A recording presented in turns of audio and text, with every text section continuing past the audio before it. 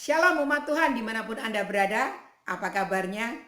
Saya berharap saudara semua dalam keadaan yang selalu sehat, tetap sehat, dan semakin sehat di dalam Tuhan Yesus Kristus. Jumpa lagi dengan saya Lydia Lim dan pada channel YouTube saya Lydia Lim Ministry. Saudaraku, saya membagikan satu kisah di mana ada satu insiden dari istana raja. Dan insiden ini berasal dari bagian dapur, dari bagian yang setiap hari menyediakan keperluan makanan dan minuman bagi sang raja. Masalah ini cukup serius ya, sehingga akhirnya membuat sang raja memanggil keduanya dan akhirnya menghukum. Jadi kita ingat ya, ini adalah kisah di mana kepala juru minuman dan kepala juru roti di istana Raja Firaun, di mana mereka membuat satu kesalahan yang cukup fatal dan raja menghukumnya. Lalu mereka berdua ditahan dalam satu tempat yang sama dengan Yusuf. Kita ingat Yusuf saat itu ditahan, difitnah ya, dan dia setiap hari menjalani hukuman, tetapi dia selalu mendapat kasih dan penyertaan Tuhan. Dimanapun Yusuf berada, dia selalu menjadi orang yang diberkati, bahkan membawa berkat bagi lingkungan sekitarnya. Suatu hari Yusuf melihat dua orang ini, yaitu kepala juru minuman dan kepala juru roti. Mereka nampak sedih ya, wajahnya muram. Lalu Yusuf penasaran ya. Dia bertanya kepada kepala juru minuman ini, "Ada apa wajahmu kok nampak muram?" Gitu. Akhirnya mereka menceritakan bahwa mereka mendapat satu mimpi, dan mimpi ini cukup aneh dan dia sudah menceritakan kepada teman-temannya yang lain di tahanan itu, tetapi tidak ada yang bisa mengartikannya dengan benar ya. Dan ini membuat mereka gelisah. Yusuf pun, kita tahu bahwa Yusuf mendapat penyertaan Tuhan, Yusuf mendapat hikmat dari Allah. Dia akhirnya bisa mengartikan mimpi dari kepala juru minuman dan kepala juru roti itu. Dan Yusuf pun berpesan kepada mereka, khususnya kepada kepala juru minuman. Dia mengatakan ya, jika sewaktu-waktu kamu keluar dari penjara, kamu dalam keadaan yang baik, yang sudah mengalami pertolongan, kamu bisa keluar dari penjara, ingat ya kepadaku ya, tunjukkan rasa terima kasihmu kepadaku. Tolong sampaikan kasusku ini kepada raja supaya aku bisa dikeluarkan dari penjara ini. Karena sesungguhnya aku tidak layak untuk dihukum. Aku tidak salah. Aku hanyalah korban dari fitnah belaka. Jadi tolong ya, jika kamu sudah beruntung, kamu ingat kepadaku ya. Singkat cerita, mimpi dari kepala juru minuman dan kepala juru roti ini menjadi kenyataan. Dan tepat seperti yang Yusuf artikan. Akhirnya, kepala juru minuman ini mendapat satu anugerah dari raja. Dia diselamatkan dan dikembalikan kepada posisinya semula. Sebaliknya, kepala juru roti ini dia mendapat hukuman. Dia mengalami hukuman di mana dia dihukum mati oleh raja. Saudaraku, kemudian 2 tahun berlalu ya. Nampaknya kepala juru minuman ini sudah lupa kalau dia sudah pernah ditolong oleh Yusuf. Sampai suatu saat ya, Tuhan ingatkan melalui peristiwa di mana sang raja bermimpi. Dan mimpi ini juga menggelisahkan sang raja, membuat raja penasaran. Bahkan dikatakan dari semua orang pintar di negeri itu tidak ada yang bisa mengartikan mimpi dari raja. Sang juru minuman ini tiba-tiba dia teringat, oh iya, aku dulu pernah ditolong oleh seseorang yaitu Yusuf saat di penjara. Dan ternyata mimpi itu menjadi kenyataan. Lalu kepala juru minuman ini bercerita kepada raja, "Tuanku raja, saya dulu pernah mengalami mimpi yang sama dan mimpi itu sudah diartikan oleh Yusuf dan ternyata memang benar dan itu terjadi padaku." Akhirnya raja tertarik dan coba panggilkan Yusuf untuk datang kepadaku. Dan kita tahu ceritanya, akhirnya Yusuf karena perkenanan, karena penyertaan Tuhan, mempunyai hikmat yang luar biasa yang bisa mengartikan mimpi raja itu. Sehingga akhirnya hidup Yusuf mengalami satu berkat Tuhan. Dia diangkat menjadi penguasa di negeri Mesir saat itu. Saudaraku, Dari kisah juru minuman ini saya membagikan satu pesan kepada saudara. Jangan saudara lupa untuk berterima kasih ya. Ya, berterima kasih itu adalah kita menyampaikan satu ungkapan syukur kita ya. Yang pertama adalah kepada Tuhan ya.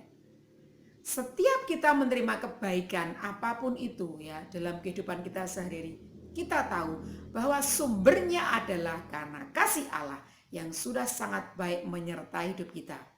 Jadi jangan lupa berterima kasih. Sampaikan syukurmu kepada Tuhan. Apapun itu. Di saat kita bangun tidur, terima kasih Tuhan aku sudah mendapat tubuh yang segar, yang sehat, udara yang sejuk. Aku bisa berkumpul kembali dengan keluargaku. Terima kasih Tuhan. Terima kasih adalah satu bentuk ucapan syukur kita kepada Tuhan. Karena kita menerima kebaikan dari Tuhan. Anugerahnya itu kita rasakan. Bahkan keselamatan itu adalah satu hal yang paling berarti dalam kehidupan kita. Jangan saudara lupa untuk bersyukur dan berterima kasih. Yang pertama adalah kepada Tuhan. Yang kedua, saudara tidak boleh lupa untuk berterima kasih kepada teman, kepada siapapun orang atau keluarga, siapapun mereka yang pernah menolong saudara ya. Saudara pernah menerima kebaikan dari seseorang, jangan lupa segera sampaikan terima kasih. Terima kasih itu artinya saudara bersyukur. Saudara artinya mensyukuri kebaikan Tuhan, mensyukuri kasih Allah yang sudah menggerakkan orang tersebut untuk menolong hidup saudara. Apapun itu yang saudara pernah terima, baik itu dalam bentuk perhatian, ya, dalam bentuk apapun itu yang kita dapatkan, melalui support, melalui doa, atau melalui bantuan-bantuan apapun, jangan lupa menjadi orang yang selalu berterima kasih atas setiap kebaikan atau pertolongan yang kita terima dari orang lain. Saudaraku, jangan saudara beranggapan bahwa ngapain aku harus berterima kasih? Toh aku memang sudah layak untuk menerima pertolongan dari orang itu. Tidak saudaraku, tetapi kita harus membiasakan diri untuk selalu berterima kasih atas apa saja kebaikan-kebaikan yang pernah kita terima. Ya. Biasakan itu dan juga ajarkan kepada anak-anak kita. Jadi terima kasih adalah merupakan satu kata dari kata ajab ya. Jadi ada 3 ya. Kita pernah mendengar ya bahwa terima kasih, maaf dan tolong itu adalah satu kata yang harus kita sering ucapkan dalam hidup kita sehari-hari. Karena itu manfaatnya atau dampaknya sangat luar biasa sekali. Artinya kita mau menjadi orang yang bersyukur. Saudaraku, jangan menjadi orang seperti juru minuman tadi ya, yang dimana dia lupa berterima kasih kepada Yusuf. Padahal dia sudah menerima pertolongan, sudah diselamatkan hidupnya ya, dari hukuman mati. Seperti yang dialami oleh temannya sang juru roti itu. Tetapi saudara, ketika saudara menerima kebaikan dari orang lain, saudara jangan lupa untuk berterima kasih ya. Karena berterima kasih itu artinya saudara mengucap syukur atas kebaikan Tuhan yang sudah saudara terima melalui orang-orang di sekitar kita.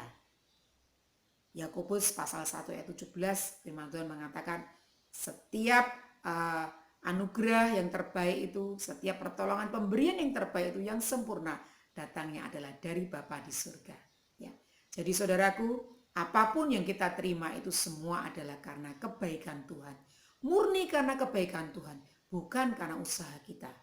Jangan saudara lupa untuk berterima kasih, untuk bersyukur. Tadi yang pertama kepada Tuhan, karena saudara sudah banyak mengalami kebaikan, mengalami mujizat, mengalami pertolongan dari Tuhan.